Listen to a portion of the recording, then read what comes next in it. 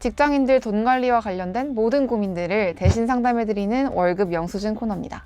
네, 오늘은 촌철살인으로 유명하신 분이죠. 김경필 머니트레이너님 모시고 말씀 들어보도록 하겠습니다.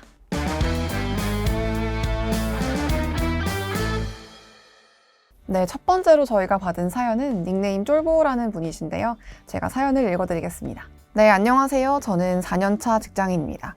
돈을 열심히 모으려고 하긴 하는데 문제는 제가 투자할 성향이 못 돼서 그냥 안전하게 저축만 하려는 경향이 있다는 겁니다. 그래서 지금 현재 청년 희망적금을 포함해서 정기적금 약 4개 정도에 투자하고 있고 매월 20만 원에서 50만 원씩 연 5%대 정도에 넣어두는 중인데요. 이렇게 적금으로만 투자해도 괜찮은 건지 궁금합니다. 주위에 투자 한 방으로 큰 돈을 버는 친구들을 보니까 좀 현타도 오고 고민이 많이 된다는 사연을 보내주셨어요. 멘토님, 이분의 전반적인 포트폴리오와 월급 사용처를 정리해봤는데 평가 한번 부탁드립니다. 결코 사실은 적은 월급은 아닌 것 같은데 아마 사회초년생을 기준으로 봤을 때는 자, 우선은 다른 거 모르겠지만 기본적으로 저축을 얼마 하는가를 가장 중요하게 생각을 하는데 정기적금 160에다가 청년희망적금 50 해서 이분이 210만 원 정도를 지금 저축을 하고 있거든요. 퍼센테이지로 400 벌어서 210 어떠십니까? 일단 50%가 넘죠. 굉장히 잘하고 있어요. 사실 뭐 제 눈높이에 그렇게 막 엄청나게 부합된다고 보기는 어렵지만 일반적인 수준에 봤을 때 400 버는데 210을 저축한다? 그러면 이분은 사실은 저축에 있어서는 성공한 분이에요. 그러니까 이게 정기저축이잖아요, 또 이게. 뭐 자유저축도 아니고. 그러니까 절반 정도를 저축한다? 일단 이분은 월급 관리에 실패하는 분은 아니다라는 거죠. 근데 이제 다만 이분이 이제 조금 마음에 걸리는 건 주변에 보니까 막 무용담들이 들리죠. 뭐 몇 프로의 수익이 났네, 뭐 투자해갖고 성공했네. 그런 소리는 귀를 닫으십시오. 무슨 얘기냐면 기본적으로 이 주식해서 뭐 투자해서 성공했다 이런 이야기는 믿을 게 못 됩니다. 그리고 그분이 만약에 진짜로 수익이 좋을 수는 있죠. 뭐 나는 은행금리 3% 4%로 1년 동안 해야 얻을 수 있는데 막 몇십 프로를 뭐 한 달, 두 달 만에 뭐 이렇게 올렸다. 있을 수 있습니다. 근데 문제는 투자의 세계에서는 내가 돈을 뺀 게 아니잖아. 그러니까 돈을 뺀 게 아니기 때문에 확정 수익이 아니에요. 좀만 기다려보시면 아마 그분이 별 얘기 안 할 겁니다. 주변에 막 무용담을 얘기하시는 분, 나 얼마를 먹었고, 근데 이제 좀 몇 달 지나면 그다음 어떻게 됐어? 그럼 조용해. 왜 그러느냐? 이 투자시장에서의 변동성이라는 게 지금 그 어느 때보다도 확대되어 있기 때문에 좋았다가도 나쁘고 나빴다가도 뭐 좋고 이럴 수 있는데 그건 확정 수익률이 아니다. 너무 불안해하실 필요가 없다. 그러니까 대체적으로 이럴 수는 있겠죠. 이분이 400만 원인데 저축을 한 100만 원도 못해. 자본을 빠르게 모아가는 속도가 아니니까 좀 투자를 해야 되는데 투자도 잘 모르겠어. 어떡하지? 그러면 고민이 되는데 이분은 어쨌든 눈 딱 감고 50% 이상을 지금 저축을 하고 있지 않습니까? 그렇다 그러면은 지금 하시는 고민은 그냥 기우에 불과하다. 너무 걱정 안 하셔도 된다라고 저는 말씀드리고 싶고요. 월세 30만 원이라고 있는 거 보니까 부모님하고 거주하시는 게 아니라 독립하신 거야. 독립하면은 아무래도 돈이 많이 들어가잖아요.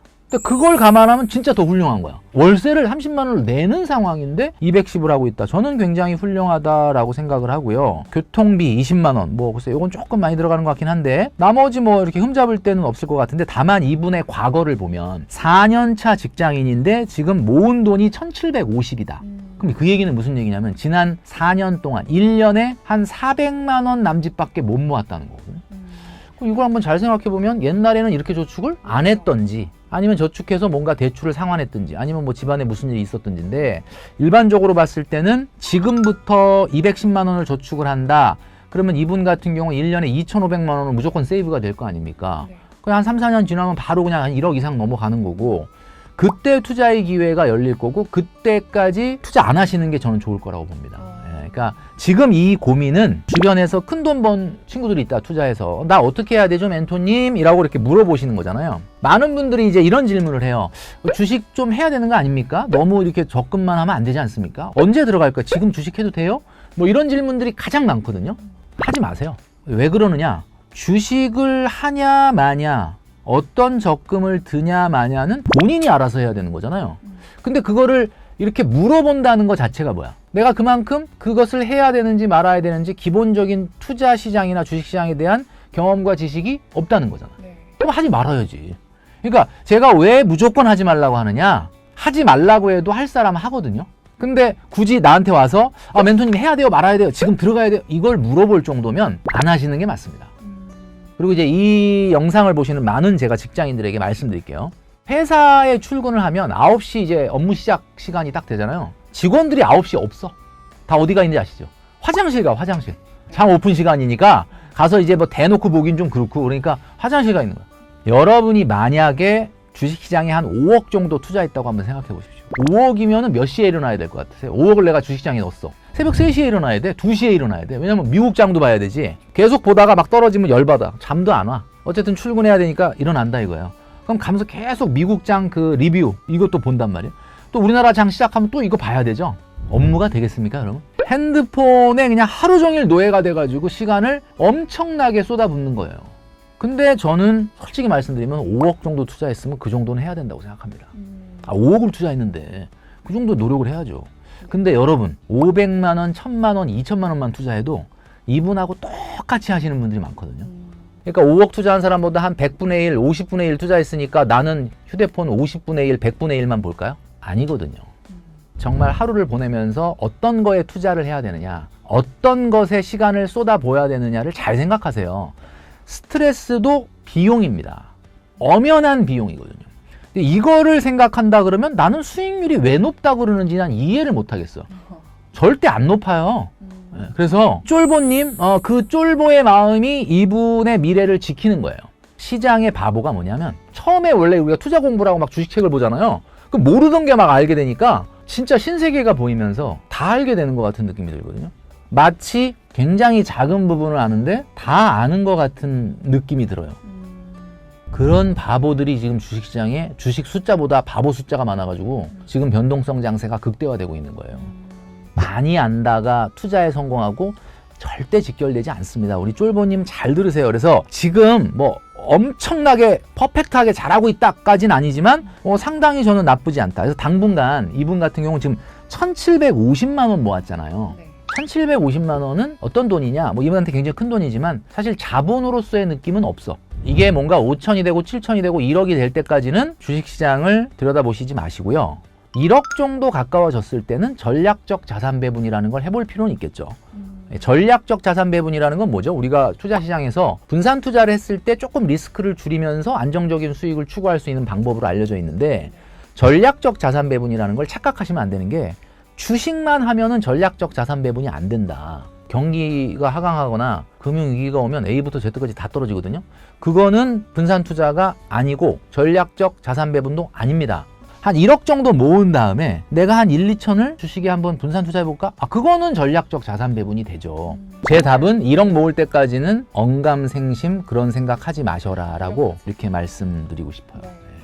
네, 사실 저도 금융권에서 취재를 하다 보니까 정말 많이 들었던 말 중에 하나가 어쨌든 자본시장, 특히 미국 같은 경우는 10년, 20년 이런 긴 시간 동안 쭉 보면 성장을 해왔는데 이런 자본시장의 성장을 내가 동참을 해서 따라가야 되는데 언제까지 예적금만 하고 남들은 따라가는데 언제까지 놓치고 있을 거냐 이런 우려를 되게 많이 들었거든요. 지금 기자님이 자본시장이 성장한다고 그랬는데 대한민국의 코스피에 뭐 900개 이상의 종목이 지금 있지만 정확하게 한 10년 정도 전에 모든 증권회사가 막 핏대를 세워가면서 우량 주니까 2주에 장기로 투자하면 성공이다 라고 했던 10가지 종목이 있거든요. 그 10가지 종목 여러분 잘 아시는 뭐 S전자를 포함해서 네이버를 포함해서 뭐 있는데 그 주식의 10년간 수익률을 한번 제가 뽑아봤어요. 뭐 기간을 제가 여기서 특정할 수는 없기 때문에 뭐 약간 숫자는 좀 차이가 날 수는 있겠는데 이 10개 종목이라는 게 모든 증권사들이 10년 전에 우량 주니까 무조건 장기 투자하면 성공이다. 10년이란 세월이면 진짜 장기 투자 아닙니까? 자본시장의 성장 이것이 충분히 반영될 수 있는 그런데 8개가 마이너스예요. 딱 지금 S전자와 네이땡만 빼고는 다 마이너스.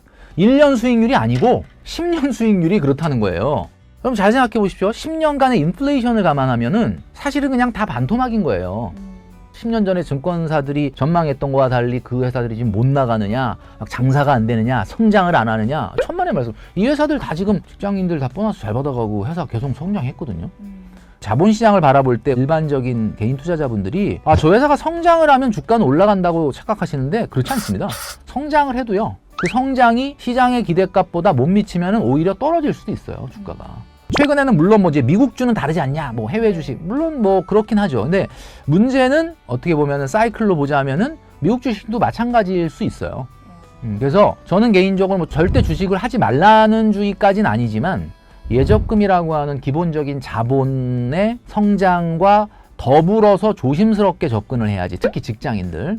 그렇지 않고 뭐 자본시장의 성장을 봐라. 처음부터 지금 10년, 15년 전에 그 주식에 넣어놨었으면 뭐 그랬을 걸 저랬을 걸 하잖아요. 우리가 껄무새 하는데 그거는 어떻게 보면 결과론적인 얘기인 거예요. 그리고 저는 개인적으로 지금의 주식시장은 정상은 아니다라고 보는 사람 중에 하나거든요. 아마 이 영상 보시는 분들은 특이한 인간이네 뭐 이렇게 얘기하실 수 있겠지만 여러분 한번 잘 생각해 보십시오. 엔비디아라는 주식 아시죠? 앞으로 AI 반도체나 시스템 반도체의 성장이 앞으로 한 10년간 몇백 프로 뭐 성장 가능성이 있다. 뭐 이렇게 얘기를 하죠. 지금 엔비디아가 한때 퍼가 300을 넘은 적이 있었거든요. 저는 아무리 계산을 해봐도 그 성장이 그대로 이루어진다 하더라도 그 성장세가 이미 주가에 다 반영이 됐어요.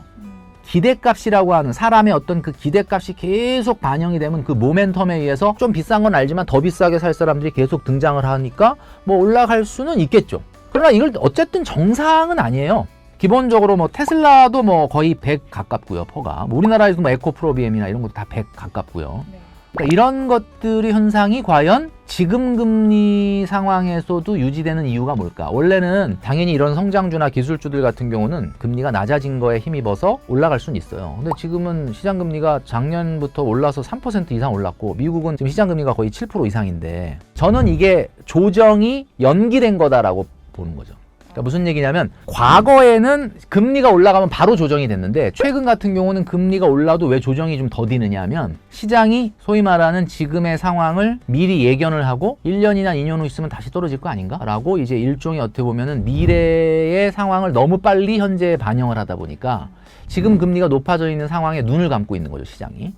지금 사도 뭐 돈을 버는 분이 있을 수는 있죠. 근데 문제는 과연 우리 직장인들이 리스키한 이런 상황에 돈을 과다하게 위험자산에 투입할 이유가 있겠느냐라는 생각을 하는 거죠. 그래서 여러분 2023년도는 조심해야 된다. 왜냐? 미국이나 우리나라나 경제 상황 자체가 뭐 미국은 조금 뭐 우리나라보단 좋은데 우리나라는 경기 침체 속도가 빠릅니다. 뭐 연체율 상승에다가 부실 채권의 문제, 금융 불안 문제 이런 것들이 아직 상당히 해소가 되고 있지 않기 때문에 투자 시장에서는 좀 조심해야 돼. 특히 쫄보님 같이 이렇게 지금 뭐 투자에 대해서 어떻게 해야 되나라고 고민하는 초보라면 과감하게 안 하는 것도 저는 방법이 아니겠느냐. 우리나라의 경기 침체나 하강 속도가 과연 연착륙이 확인되는 시점까지는 굳이 이렇게 위험 자산으로 돈을 많이 집어넣는 것은 하시지 않는 게 좋겠다라는 게 제 아주 지극히 개인적인 이야기입니다. 예.